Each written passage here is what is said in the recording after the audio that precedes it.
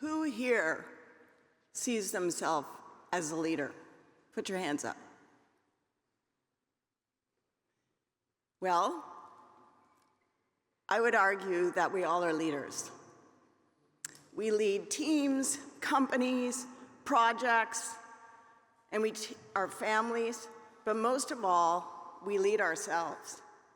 And that's the biggest leadership job out there. But I'm also going to say it relates to all of us.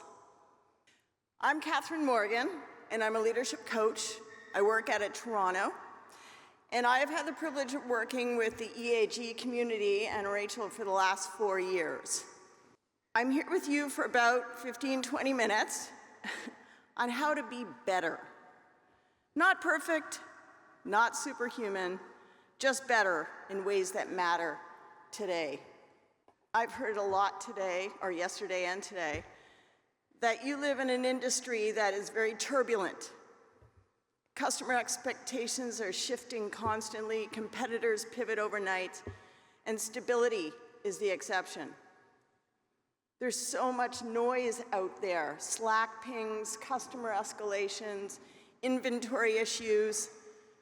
Data is abundant, but what actually matters? Where is the data we need? Ambiguity is a default setting. Operating environment, you rarely have perfect information and you have to make decisions. Cross-functional friction is baked in. Alignment is a daily act of leadership. Customer expectations reset constantly.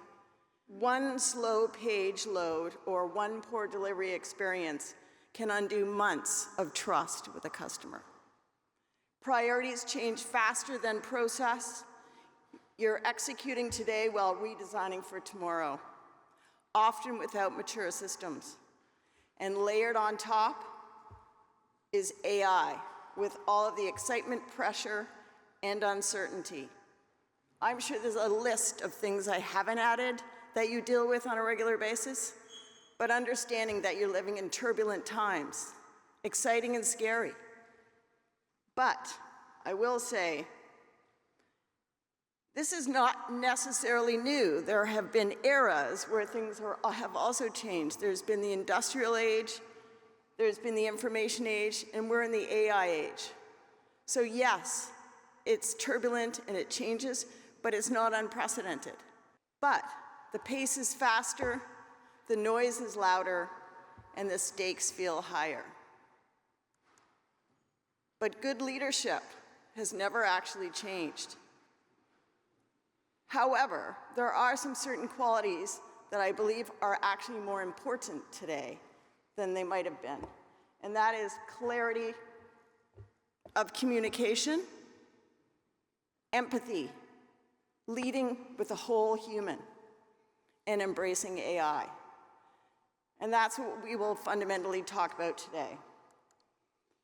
These stats I got just to kind of emphasize why I believe those 3 elements are important today. 73% say unclear expectations are the #1 workplace stressor, not pay or workload. Clarity is not a soft skill. It's essential. It's part of your business strategy. And empathy is your highest ROI. Leading with the whole human in mind, 5-fold. You will keep your good people there. This is an interesting one. 89% of customer-facing service failures trace back to internal communication breakdowns. Your team's clarity problems become your customer problems. A quote from George Bernard Shaw: "The single biggest problem in communication is the illusion that it's taken place." We've all left a meeting, we're all on the same page, and then Monday happens. And somehow we got it all wrong. So let's talk about clarity. Your teams can handle pace, they can handle pressure, they can even handle bad news. What they can't handle is confusion. And confusion isn't a big bombshell, it's small things, a customer request, another priority. But what are they? What is the clear message here? Who owns what? When you're clear, your team moves faster, and when you're unclear, everything slows down.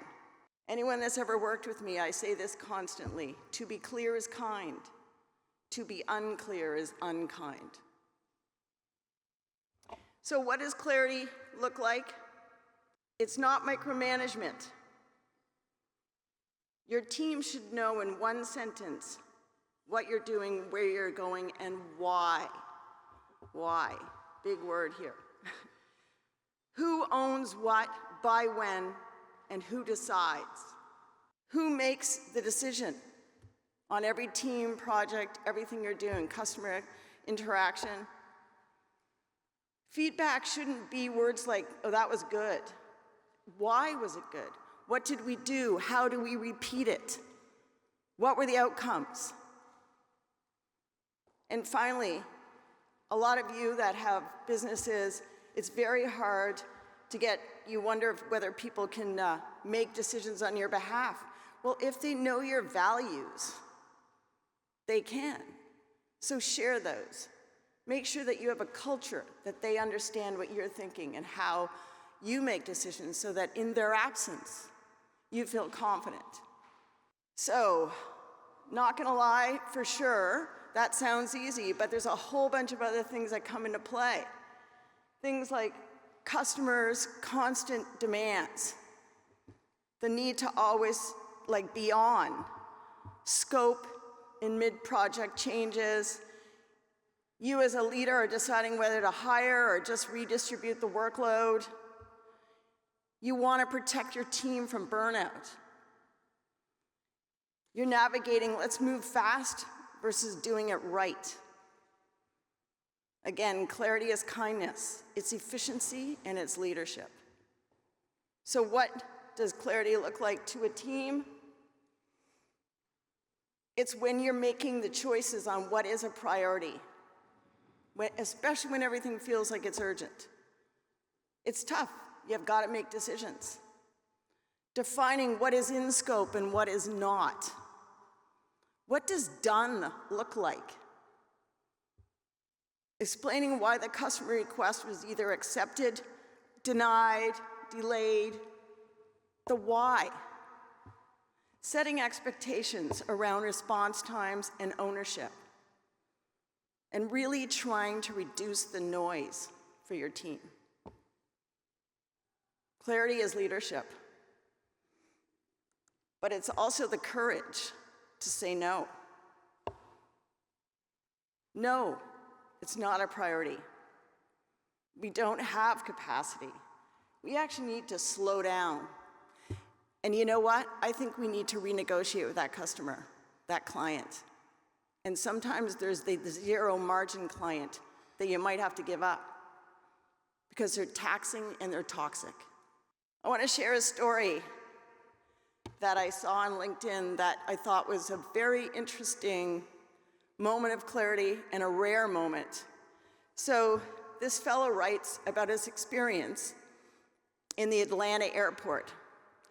He says, we're all sitting around, the plane comes in, and the pilot gets off the plane and comes on the walkway, the jetway, and he comes directly over to the PA system. You know where the agents are? And he says, folks, I've been doing this a long time. Flying one of these jets is easy. The hard part is looking at you, 130 people, and telling you that your flight's going to be delayed. Everybody's audibly unhappy. He continues, during our landing, we had a small mechanical issue. I'm not your pilot for the next leg, but I don't feel confident that the jet's safe to fly until we have a mechanical team look it over. And I don't feel comfortable asking the next pilots to have to deal with the situation.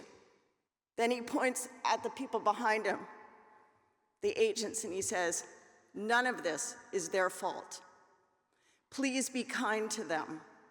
I'm the one who's made this decision, not them. Any inconvenience you experience is my responsibility. I don't do this lightly. I'm doing this because I believe it's in everyone's best interest. He puts the microphone down, gets a suitcase, and he gets a standing ovation. Why? Because he addressed them with decency, transparency. He took ownership. He made the decision clear, and he explained why. He protected his team, and he told the truth. I'd like to see that happen personally, but I thought that was a very interesting point and rare. Okay, empathy. Let's talk about empathy. We get confused about empathy. It's not being soft, but it is important for us to understand that you're leading human beings, and we all have different needs, and we all come from different places. Burnout's real in your industry. Not everybody understands what's happening to them. So as leaders, we need to sometimes spend the time understanding. So, what your team carries. Some of this you understand because you too are dealing with it. Customers' expectations. Clients change direction. Just one more thing they're asking for. The guilt of trying to keep up. And the exhaustion of constant context switching. There's so many ways to get at you people. But what you don't see is that customer who yelled at one of your team members. The Slack message that hurt. The fear of disappointing you, their leader. The worry that they're falling behind. And the pressure of always being on. Your team is carrying this emotional weight. Empathy is noticing the weight before it becomes a crisis. It's what makes this, asking the question, what makes this feel heavy? Not where are we with this?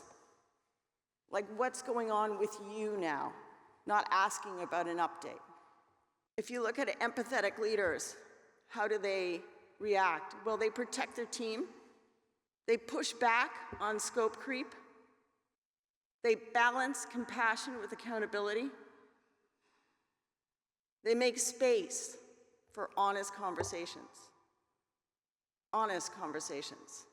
which are feeling conversations. Helps people navigate the emotional labor of customer-facing work. Empathy is not the opposite of strength, is not the opposite of strength, it's one of its greatest sources. It's remembering that behind every customer escalation is a human being just trying to do their very best. So how can we practice empathy? We all have it in us, but we do need to practice it because we get too busy. Listen. The very first thing we have to start doing is listening more attentively. How do we listen? We ask, we repeat, or we name what you think you heard so you don't get the misunderstanding. Ask questions. Lots of times we forget to ask the extra piece. Spend the time and have a feedback loop. Maybe not immediately, but make sure you come back to it to make sure that you did understand where each other was at, or a check-in. It doesn't take long. It takes a few extra minutes, but it can save a lot of time. I always say there's never enough time to do it right the first time, but there always seems to be time to do it over. And where clarity meets empathy is trust. Trust is built when your team knows that you'll be clear about what's changing. You'll be honest about what's possible, and you'll protect them from unreasonable customer demands. You'll stand behind them when the scope expands unexpectedly. Clarity tells people where they stand. Empathy tells people they matter. Trust isn't built in grand gestures. It's built in patterns, small, consistent signals. I see you. I hear you, I got you. An example is the CEO of Microsoft, Satya Nadella.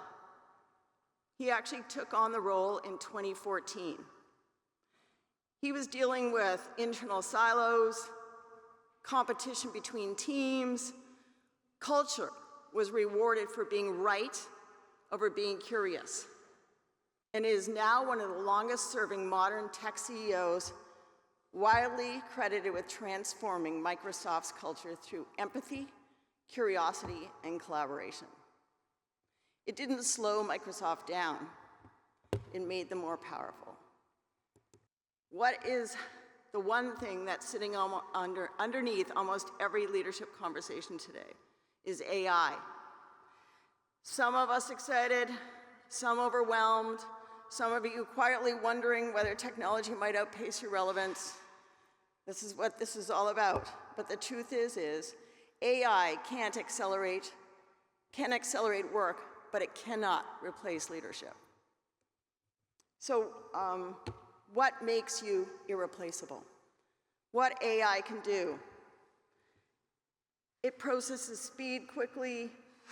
Its rules-based decision-making is excellent. Pattern detection, consistent competitive output, optimization. And you've talked a lot about this in the last 2 days. What can AI do? And like we talked about the human first, right? But what it can't do, it can't read a room. It can't sense hesitation in someone's voice. It can't understand nuances, build trust, repair relationships, or inspire people to do hard things. It doesn't have moral judgment, empathy, creative leaps, purpose, wisdom, or trust. Fareed Zakaria is a CNN reporter, and he also has a podcast. He did a speech at Baird College in the States, and you see all these eager young people graduating university, fearful of what AI is going to do. And he says, AI can't replace the qualities that make us fully human: curiosity, judgment, moral reasoning. AI can perform many tasks once thought uniquely human, but it cannot replace the qualities that make us feel fully alive: curiosity, judgment, moral reasoning, imagination, empathy. People can ask the right questions. People can make wise choices. People can hold the ethical line. AI can replace tasks. It cannot replace presence or empathy. I saw this and I thought I'd share that with you because it's the quickest and easiest way to talk about what is the human advantage. It's called the Epoch Framework, and it was created by MIT Sloan School of Management. Empathy, presence, opinion, creativity, and hope. Those are the things that make us uniquely human. What I hope you're taking away today is AI is a tool. Empathy is your edge. Clarity earns trust faster than any technology. The most human leaders lead the most successful organizations through empathy. Trust is built through consistency, vulnerability, and presence. And the future belongs to leaders who combine both data and wisdom. Lead with empathy, decide with data, inspire with wisdom. You don't have to be a perfect leader. You just have to be a present one. Thank you.